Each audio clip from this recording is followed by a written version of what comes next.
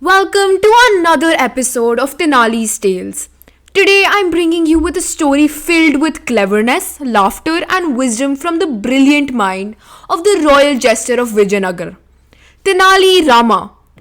This tale is called Tenali Rama and the Half-Built Bridge. In the glorious kingdom of Vijayanagara, where art and wisdom flourished under the reign of King Krishnadevaraya, there lived the witty and sharp-tongued court jester, Tenali Rama, known throughout the land for his cleverness and humor.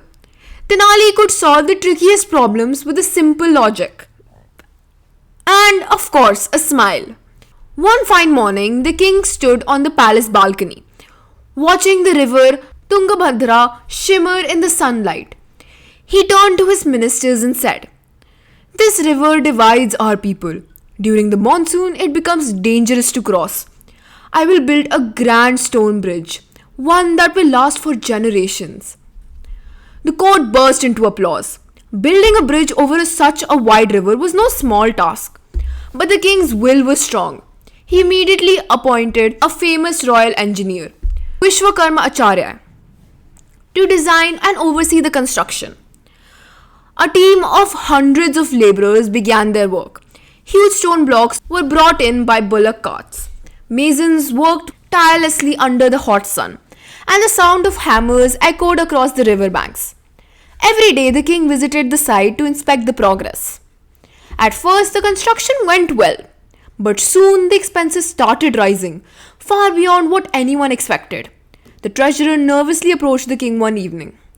"Your Majesty," he said, "we have already spent half the royal treasury, yet only half the bridge is complete." The king frowned. "Half the treasury for half the bridge? That is outrageous. I will visit the site tomorrow and see what is wrong." The next morning, the king rode to the river with his ministers and Tenali Rama beside him. As they arrived, they saw a massive half-built bridge stretching from one bank towards the middle of the river, and then nothing. The workers were idle, the materials lay scattered, and the engineer stood nervously wringing his hands. "What is this nonsense?" thundered the king. "Why has the work stopped?" The engineer bowed low. "Your Majesty, the water current is too strong in the center.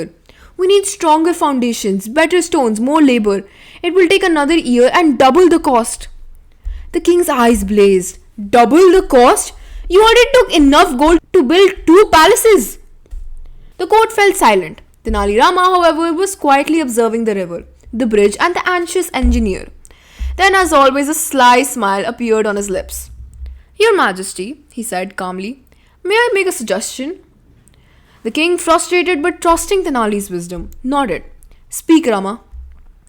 Tenali folded his hands and said, "It seems to me, O king, that this bridge will never be finished at this rate. Why waste more gold? I suggest you stop this construction right here and declare it's complete." The court erupted in confusion. "Complete? It's only half a bridge," cried a minister. "Yes," said Tenali cheerfully, "but let's not call it a bridge. Let's call it a monument of royal vision." King Krishnadevaraya glared at him. "Rama, do not test my patience. Explain your joke before I lose my temper." Tenali bowed deeply. "Your Majesty, please allow me to explain with a story." The king, though annoyed, knew that Tenali's stories always hid wisdom. He gestured for him to continue. Tenali began. "Once there was a wealthy merchant who wanted to feed 1,000 people. He ordered his cook to prepare food for everyone.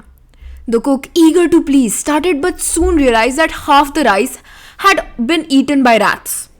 So he cooked only with what was left, enough for 500 people. When the merchant saw it, he grew angry. But instead of wasting time and money cooking again, the merchant declared, 'Let us call this the half feast,' and he invited only 500 guests. Everyone ate well, and the merchant was praised for his generosity, not blamed for his shortage. Tenali smiled.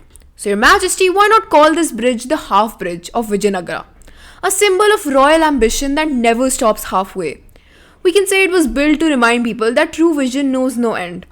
Tourists will come from far and wide to see the bridge that leads to the heavens." The courtiers laughed. Even the angry engineer could not help but smile. But the king frowned.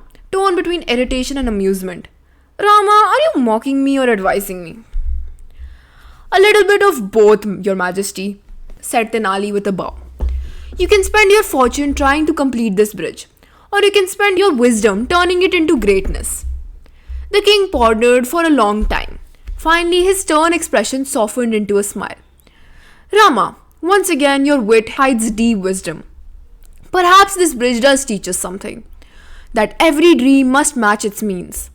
Let it remain half built for now. When the time is right, we shall finish it. He ordered the work to stop, temporarily. The half bridge stood tall and proud, its stones gleaming under the sun. Travelers who passed by were astonished at its sight.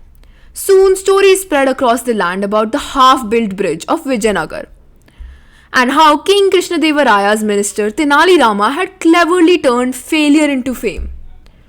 A few months later, a group of foreign merchants arrived at the kingdom. Seeing the grand structure, they asked to meet the king. Your Majesty, said one of them, we have never seen such a beautiful bridge. It is strong and well built, yet incomplete, like a challenge to all engineers.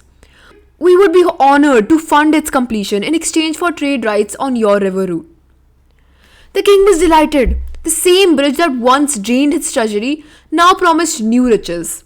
He looked at Tenali Rama and said with a smile, Rama, your half bridge has brought me full fortune. Tenali bowed and replied, Sometimes, Majesty, even a half-done work can bring complete success if the mind behind it is wise enough. So, the moral of the story is that wisdom is not in what you have, but how you use it. Even failure can become success with the right mindset. A clever solution can save both time and treasure. And thus, once again, Tenali Rama proved that intelligence and humor together could solve even the most serious problems, reminding everyone that wit, when guided by wisdom, is the greatest strength of all. If you enjoyed this story, don't forget to give it a thumbs up. And for more stories like this, be sure to subscribe and hit the bell icon so you never miss a new upload. Thanks for watching, and we'll see you in the next one with another twist, another tale, and another truth. Bye bye, see you very soon.